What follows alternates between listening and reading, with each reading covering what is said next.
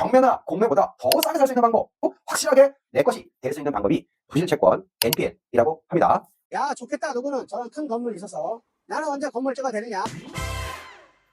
안녕하세요, 태지건입니다. 여러분, 어저께 좋은 꿈 꾸셨습니까? 간만에 눈을 뜨니까 대박나는 꿈, 이런 것 갖고 계십니까? 일확천금을 꿈을 꾸십니까? 금융에서 일확천금 내지는 큰 돈을 벌 수 있는 방법이 있습니다. 영어로 이야기하면 NPL, 한국말로 이야기하면 부실채권입니다. 은행에서, 금융기관에서 신용대출을 해서 정상적으로 이자를 못 받아서 연체된 고객들을, 그런 신용대출에 대해서 부실채권들을 싸게 매입을 해가지고 다시 그것을 추심해서 돈을 많이 버는 경우도 있죠. 반대로 신용이 아니고 부동산 담보대출을 해줬는데 여러 가지 이유에 의해서 돈을 못 받아서 부실된 부동산 건에 대해서 다시 그걸 매입해서 수익을 내는 게 NPL이라고 합니다.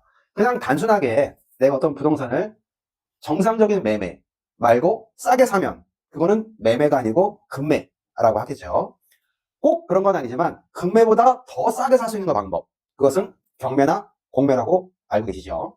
그러면 경매나 공매보다 더 싸게 살 수 있는 방법, 그리고 확실하게 내 것이 될 수 있는 방법이 부실채권 NPL이라고 합니다. 오늘은 그 부실채권에 대해서 상품이 하나 나왔기 때문에 간략하게 요거를 설명하면서 부실채권이라는 게 어떤 건지 말씀드릴까 합니다.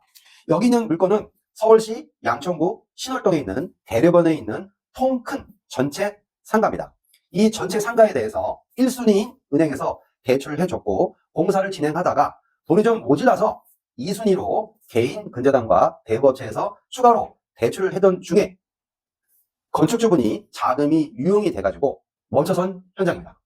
현장은 거의 99%까지 미준공이지만 거의 준공이 나 있는 상태인데 예상 감정 가격은 170억 정도가 되고 해당되는 그 부동산의 대출은 84억 정도가 있습니다. 이런 것들을 어떻게 해서 살 수 있느냐? 1순위 대출은 64억 원이 있어요. 64억 원에 대한 채권을 내가 사오게 되는 겁니다. 그럼 사오는 거니까 계약을 해야 되는 거니까 64억의 10%인 6억 4천만 원이 있으면 되겠죠? 나머지는 NPL을 통해서 또 추가로 대출해주는 금융기관이 있습니다. 자, 그래서 160억, 170억 정도 되는 부동산에 대한 상가, 대려변에 있는 것을 내가 계약금 6억 원과 취등록세 정도만 있으면은 이 부동산을 살 수가 있고, 조사한 바에 의하면 그 해당되는 상가가 세입자가 들어왔을 경우 최소한 월 5천만 원에서 월 6천만 원 정도의 임대료를 받을 수 있다고 합니다. 예전에는 상가를 드릴 때 스타벅스 이런 것이 인기 있는 업종이었다고 하는데 요즘은 트렌드가 좀 바뀌었다고 합니다. 경기가 안 좋아서 그런지 모르겠지만 다이소 같은 거라든가 병원 이런 것들이 입점을 한다면 부가가치가 더 높을 수가 있겠습니다. 자, 그러면 감정 가격이 오늘 날짜 기준으로 160억, 170억 정도 하는 것을 전체 채무 금액이 84억 정도 되는 걸 내가 매입을 했다. 그럼 단순 계산으로 한 80억, 적게는 70억 정도 차이가 나죠. 또 내가 돈이 없으니까 전체 대출 금액의 84억에 대해서 금리를 몇 퍼센트로 정할지 모르겠지만 한 연 5%로 은행에서 대출을 받는다면 약 한 4천만 원 정도 이자를 내겠죠. 4천만 원 이자를 낸다 하더라도 월세가 월 5천에서 6천을 번다고 한다면 최소한 1, 2천만 원 정도의 수익은 얻을 수가 있는 물건이 되겠습니다. 나중에 이 해당되는 물건을 소유권 이전해서 부동산을 매각했을 때는 내가 80억이나 90억에 샀다 할지라도 감정 가격이 160억, 170억 정도 되니까 그 차익만 계산을 해도 한 70억 정도 차이가 더 나죠. 자, 이런 게 꿈일까요? 이런 게 말도 안 되는 걸까요? 지금 경기가 워낙 나빠서 뉴스 보시면 알겠지만 PF 대출해줘서 부실난 현장이 너무나 많다라고 뉴스 계속 들어보시죠. 자, 이런 식으로 자금을 어디다가 투자하느냐, 어디다가 쓰게끔 유용하게 자금을 굴리느냐에 따라서 작은 돈을 벌 수도 있고 큰 돈을 벌 수도 있다라는 것을 통해서 말씀을 드리려고 이 NPL 상품을 말씀드리고 있습니다.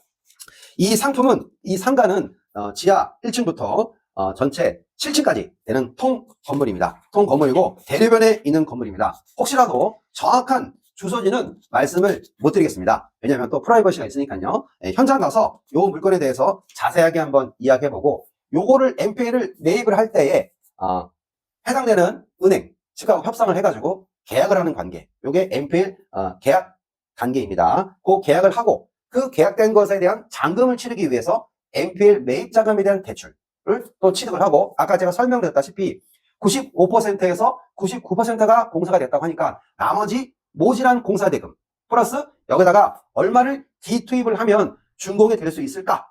까지 계산을 하시고 이 해당되는 부동산에 어떤 업종을 집어 넣으면 극대화, 월세에 대한 극대화를 할 수 있을까? 이런 것들을 다 판단해서 취득을 하신다면 어떤 사람한테는 계약금 6억, 7억이 큰 돈이지만 또 어떤 분한테는 죄송한 말씀이지만 서울의 아파트 한 채 값도 안 되지 않습니까? 그 돈을 가지고 부동산에 대한 임대료를 받을 수 있는 이런 게 MPL이다 라고 오늘은 간단하게 설명드렸습니다.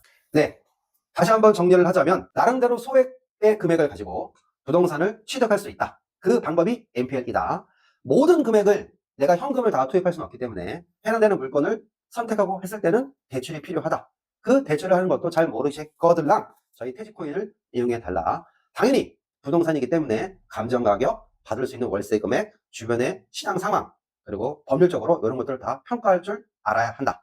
작은 금액으로 대박 낼 수 있는 금액, 신기루 같은 것이 아니라 현상에서 실제적으로 이루어져 있는 상황, 이게 MPL 시장이라고 할 수 있겠습니다.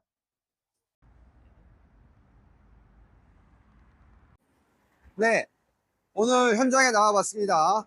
보시다시피 양쪽으로 8차선 도로에 큰 대로변에 있는 통상가입니다. 보시다시피 공사가 아직 덜 끝났죠? 근데 겉에는 거의 다 됐어요. 근데 속에는 약간 좀 더 공사를 좀 해야 되는 현장입니다.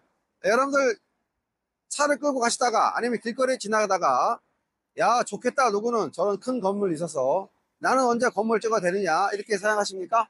MPL 금융대출에 있어서 부실 채권을 매각해서 또 다른 수익원이 될 수 있는 거 소개시켜 드리려고 이 자리에 왔습니다.